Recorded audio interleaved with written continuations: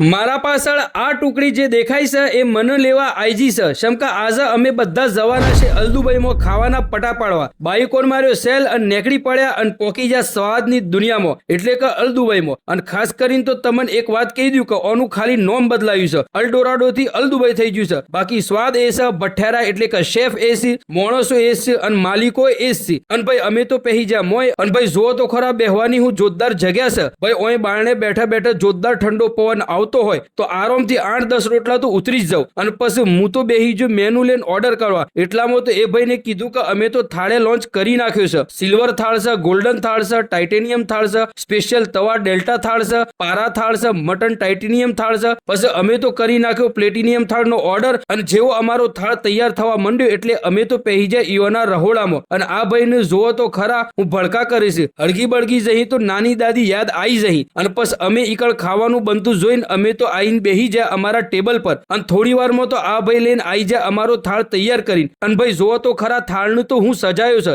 એક બાજુ લોલીપોપ છું તો એક બાજુ લાહોરી પઠાણી હેકેલી કુકડી એટલે કે તંદુરી છે તો એક બાજુ ઈરાની ટિક્કા છે તો એક બાજુ નેની માટલીમાં બનેલું મટન એટલે કે મટન મટકા છે તો એક બાજુ ચિકન પાપલેટ છે અને 20 રોટલીઓ અને હંગાતી આલ્યા છે ચોખા એટલે કે ચાવલ અને બસ અમે તો તૂટી પડ્યા ખાવા પર અને ખાવા તો હું ટેસ્ટી હતું અને આ ભાઈને તો જોવો આટકોને છોડતા નહીં અને ભાઈ ખાવાનો તો વટ પડી ગયો ખાઈને બાઈને અમે તો નીકળી પડ્યા ઘેર જવા માટે તમે દોડતા આવી જાવ અલ દુબઈમાં જે આયેલી છે ઈડર બાયપાસ રોડ હિંમતનગર।